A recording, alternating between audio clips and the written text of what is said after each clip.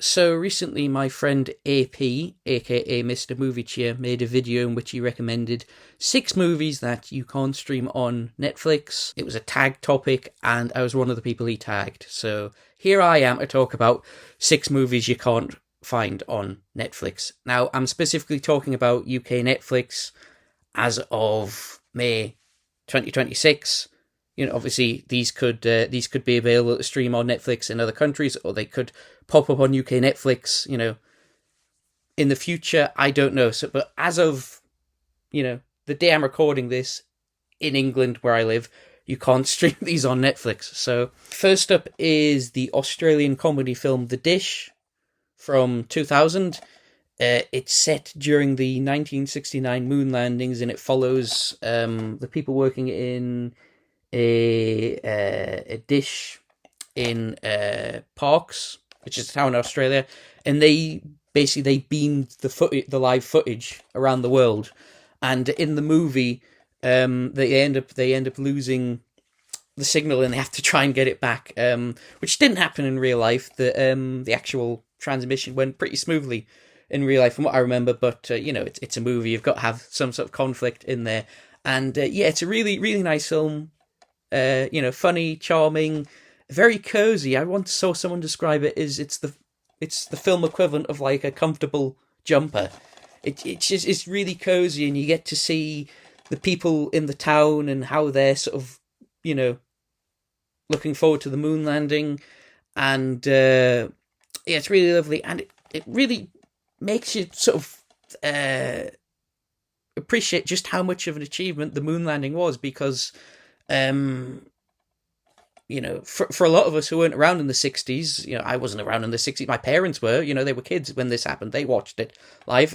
I didn't, but, watching this film really made me, in seeing all the characters' sort of reactions to it, made me sort of realize just what a great achievement the moon landings were. Next up is an Alfred Hitchcock film. I could have included any of Alfred Hitchcock's films because I checked. None of them are on Netflix. Nothing he ever made is on Netflix, which, is a real shame considering he's one of the all-time great directors, and he made some amazing films. But I decided to go for one that's maybe not as well known. I Confess. So this is about a priest played by Montgomery Clift, and he is basically a guy comes into in confession with him, and he tells him, I killed someone. And what happens is the priest, he ends up, due to circumstantial evidence, he ends up being the prime suspect. But he can't say, no, I didn't do it. I know the guy who did it, because for those of you who don't know, a Catholic priest, if you tell them something in confession, they can't tell anyone, So he, as a priest, even though he knows who did it, and he could clear his name, as a priest, it's his duty not to tell anyone. Quite an underrated one from Hitch, I think. Definitely give it a go if you like his films. Next is a film that's not on Netflix, but the sequel is. So, Chicken Run.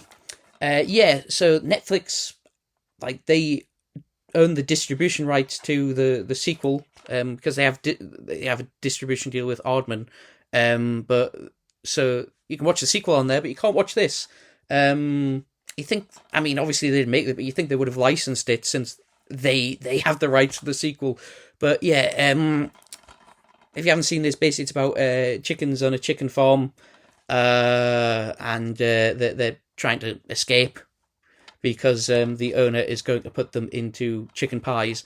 It's like a parody of old prisoner of war movies, but with stop motion chickens. And very very funny, a lot of fun, made by Aardman, who did Wallace and Gromit and Shaun the Sheep and all those things. And I taped this off of Sky Movies when I was a kid, and I used to watch it all the time. It's a really really fun film, really good, and great to watch if you have kids too. Next is One Cut of the Dead. This is a Japanese zombie film.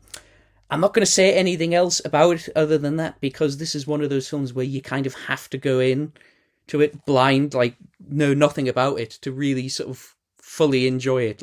Don't look anything up about it, just go and watch it. Trust me, you'll love it. Next is another Asian film, this time from Korea. We have Save the Green Planet. So this was remade last year as Begonia, with Emma Stone and Jesse Plemons. And if you've seen that film, it's the same plot. This guy kidnaps a CEO of a big company because he's like a conspiracy theorist, and he thinks that the CEO is a member of an alien race that is coming to destroy the planet, and he thinks that the CEO is the alien who will give the signal to the other aliens. And it's a dark comedy, absolutely bonkers, quite disturbing in places, but like just completely off the wall. In fact, actually, when I watched Begonia, I was a bit let down by it because it was nowhere near as bonkers as this was. Yeah, it recently got a 4K release from Arrow Video, so which I really ought to pick up because I only had the DVD. But maybe not for everyone because, like I said, it is quite disturbing in places and very silly, and won't be everyone's cup of tea. But for the people who cup of tea it will be, I think they will really, really love this. And finally, we have a Peter Jackson film, Heavenly Creatures. So this is, it's based on a true story. It was a real life murder case that happened in New Zealand in the 1950s, and it has Kate Winslet and Melanie Linsky as two schoolgirls, and they they create this fantasy world.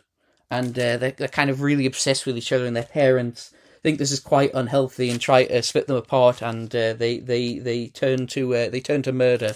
So it's a really good film, probably Peter Jackson's best. And I mentioned this film because not only is it not available to stream on Netflix, you cannot stream it anywhere. It's not on a streaming service. It's not available to buy or rent digitally.